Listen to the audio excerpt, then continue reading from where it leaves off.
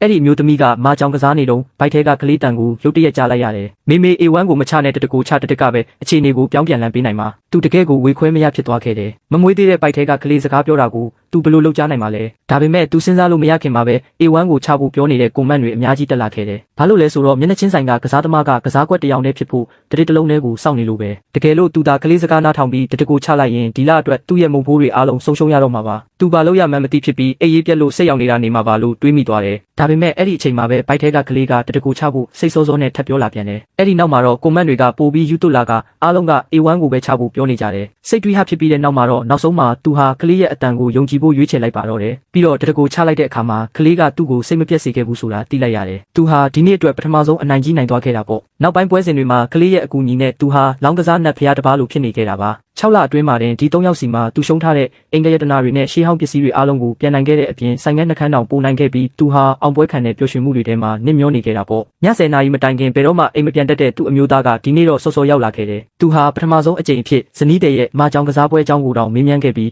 ကစားတာကိုကြည့်ဖို့ဘေးမှာဝင်ထိုင်နေခဲ့ပါသေးတယ်ဒါပေမဲ့သူ့ကိုပို့ပြီးတော့အံ့အားတင်သွားစေတာကကွန်မန့်တွေကသူ့ကိုရုတ်တရက်တတိပေးလာတာပဲဖြစ်တယ်နေ့ယောက်ျားကမျက်နှာပွင့်ချင်လို့အတိုင်းဝိုင်းနဲ့တိုးဝင်နေတဲ့သူတက်တက်ပဲသူနင့်ကိုလက်ထပ်တာကနင့်မိသားစုရဲ့ပတ်စံကိုပဲမှတ်လို့ဘိုက်ထဲကကလေးကလည်းသူ့ရဲ့အတွေ့တွေကိုကြားသွားပုံရပြီးဖေဖေဘက်ကနေချက်ချင်းပဲကာကွယ်ပြောဆိုပေးခဲ့တယ်အဲ့ဒီတုန်းကဖေဖေကမေမေကိုလက်ထပ်ခွင့်ရဖို့နှင်းထဲမှာ3ရက်နဲ့3ညတိုင်တိုင်တူးထောက်ခဲ့ရလို့သာအဖိုးကသဘောတူခဲ့တာသူ့ကောင်းထဲမှာရှုပ်ထွေးသွားခဲ့ရတယ်သူကစားပွဲကိုရန်နာဖို့လုပ်နေခဲ့တာပေါ့ဒါပေမဲ့စရင်ရှင်းရမယ့်အချိန်ရောက်လာတဲ့အခါမှာတော့သူ့ရဲ့မကြီးနဲ့ယောက်ျားရဲ့ညီမလေးတို့ကမယိုမသားဆလုပ်လာကြတော့တယ်အခုတော့သူတို့ရဲ့စရိုက်မှန်ကိုသူမြင်လိုက်ရပြီပြီးတော့ပြီးခဲ့တဲ့လကသူ့မရီကသူ့စီကနေတန်း90နိုင်တုန်းကဆိုရင်တပြားမကြံအောင်ရေတွက်ယူခဲ့တာလေအခုကျတော့သူကအကျွေးဆက်ဖို့ပေါ်ရှိကားတစ်ကိုပဲလိုချင်နေပြီးအဲ့ဒီအမျိုးသမီးကတော့ဘလို့မှသဘောမတူခဲ့ဘူးတန်း30ရှုံးသွားတဲ့ယောက်ျားရဲ့ညီမလေးကလည်းသူ့ရဲ့3တန်းတန် UNI ကိုအပေါင်ပစ္စည်းအဖြစ်ပေးဖို့ပြောတော့ညှင်းဆန်ခဲ့တာပေါ့အဲ့ဒီအမျိုးသမီးတကယ်ကိုစိတ်ပြတ်အားငယ်သွားတဲ့အချိန်မှာပဲကလေးရဲ့အတန်ကထပ်ပြီးထွက်ပေါ်လာပြန်တယ်သူတို့ကဖေဖေရဲ့မိသားစုဝင်တွေပဲဟာအခြေအနေတွေကိုတိတ်ပြီးတော့ရုပ်ပြက်ဆင်းပြတ်မဖြစ်စေပါနဲ့ဒါဟာကလေးကပြင်ပလူတွေဘက်ကနေပထမဆုံးအကြိမ်ကာကွယ်ပြောပေးတာပဲဖြစ်တယ်တွေ့တယ်မလားဘိုက်ထဲကကလေးတောင်သူတို့ဘက်ကနေပြောပေးနေပ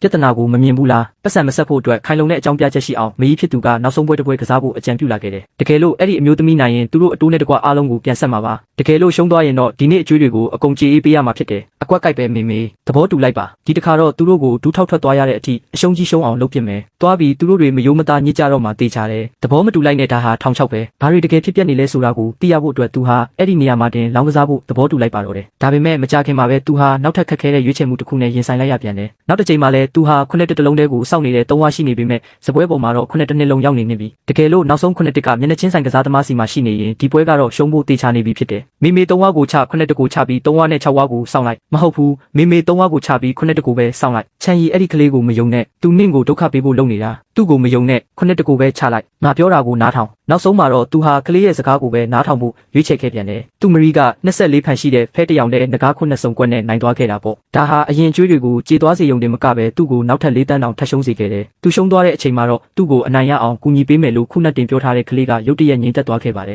်သူနိုင်တော့ကကြတော့ဒီလူတွေကအချိန်ဆွဲပြီးပတ်စံမပေးချင်ကြဘူးအခုသူတို့နိုင်သွားတော့မှရှုံးတာကိုလက်ခံရမယ်ဆိုပြီးအော်ဟစ်နေကြတော့တယ်အခုချက်ချင်းစရင်ရှင်းလိုက်တော့သူ့အမျိုးသားကသူ့ဘက်ကနေကာကွယ်ပြောဆိုဖို့ချက်ချင်းကြားဝင်လာခဲ့တယ်ငါတို့အားလုံးကမိသားစုတွေပဲဟာဘာကိစ္စမို့လို့လဲလောင်းကြီးအားလုံးကိုမင်းစီပြန်ပေးခိုင်းလိုက်ပါမယ်မလိုပါဘူးဘာတွေဖြစ်နေလဲဆိုတာကျမသိပြီထင်တယ်သူကသူ့အမျိုးသားစီကနေနောက်ထပ်တန်း20ချေးဖို့ချက်ချင်းတောင်းဆိုလိုက်ပြီးသူ့ထောင်ချောက်ထဲတက်ဆင်းသွားတာကိုမြင်တော့မှမကြီးဖြစ်သူကဟန်ဆောင်နေတာတွေကိုရက်လိုက်တော့တယ်သူကကြိုတင်ပြင်ဆင်ထားတဲ့လောင်းကြီးစရင်ကိုထုတ်လိုက်တာပေါ့အဲ့ဒီအမျိုးသမီးရဲ့ပတ်စံအပြင်သူ့မိဘတွေနာမည်နဲ့ရှိတဲ့ပိုင်ဆိုင်မှုအားလုံးလည်းပါဝင်နေခဲ့တယ်ဂျိုးမိသားစုရဲ့အိမ်ချမ်းမြေတွေကုမ္ပဏီအုပ်စု10ခုရဲ့ရှယ်ယာ10%နဲ့ကျမမိဘတွေရဲ့ပြည်ပကအိမ်ချမ်းမြေတွေပေါ့ဒီစရင်ကလန့်စရာကောင်းတော့အောင်ရှည်လျားလာပါတယ်ချန်ရီထွက်သွားတော့အခုချက်ချင်းထွက်သွားလိုက်သူတို့ဒါကိုကြိုတင်ကြံစီထားတာနေမှာသူတို့ညစ်နေကြတာမေအခုပဲလက်မှတ်ထိုးလိုက်တားလို့နိုင်မှာပါတကယ်လို့နိုင်ရင်ဒါတွေအားလုံးကတားလို့ပိုင်ဖြစ်လာလိမ့်မယ်ဟုတ်တယ်ဒါတွေအားလုံးကတားလို့ပိုင်ပဲဖြစ်ရမယ်ကစားပွဲစားတဲ့အခါအဲ့ဒီအမျိုးသမီးကတဝံကိုနှိုက်မိလိုက်တာနဲ့ဘိုက်ထဲကကလေးကအဲ့ဒါကိုပဲချပစ်ဖို့အတင်းကျပ်တိုက်တွန်းมาတော့တယ်သူ့စကားကိုနားထောင်ရင်မိသားစုပိုင်ဆိုင်မှုအားလုံးကိုပြန်နိုင်ရုံတင်မကဘူးလို့တောင်ပြောခဲ့သေးတာပေါ့ပြီးတော့အဲ့ဒီလူယုံမာလင်ကိုလည်းသူ့အပေါ်အမြင်သစ်နဲ့ပြန်ကြည့်လာအောင်လုပ်နိုင်မယ်လို့ဆိုပါတယ်တစ်ဖက်မှာလည်းကွန်မန့်တွေကဘလို့အခြေအနေမျိုးမှမဆိုတဝံကိုလုံးဝမချဖို့တားမြစ်ပြီးထက်ကန့်ကွက်လာကြပြန်တယ်ဒါပေမဲ့ဒီအချိန်မှာတော့ဘသူကအမှန်တရားကိုပြောနေလဲဆိုတာသူအသေးချာသိသွားခဲ့ပါပြီတကယ်လို့များမင်းရှုံးသွားရင်အခုလေးတင်လက်မှတ်ထိုးလိုက်တဲ့ရှယ်ယာလွှဲပြောင်းမှုသဘောတူစာချုပ်အားလုံးကအတိဖြစ်သွားလိမ့်မယ်ကဲပါရှုံးဖို့ဘလောက်ရာခိုင်နှုန်းရှိမှာမို့လို့လဲပြီးတော့မမေ့နဲ့ဦးတကယ်လို့တားတို့ဘက်ကရှုံးရင်လည်းပြန်ဆက်ရမှာပဲလေလောကမှာအဲ့ဒီလိုဖြစ်နိုင်ခြေအများကြီးမရှိပါဘူးတကယ်လို့မျ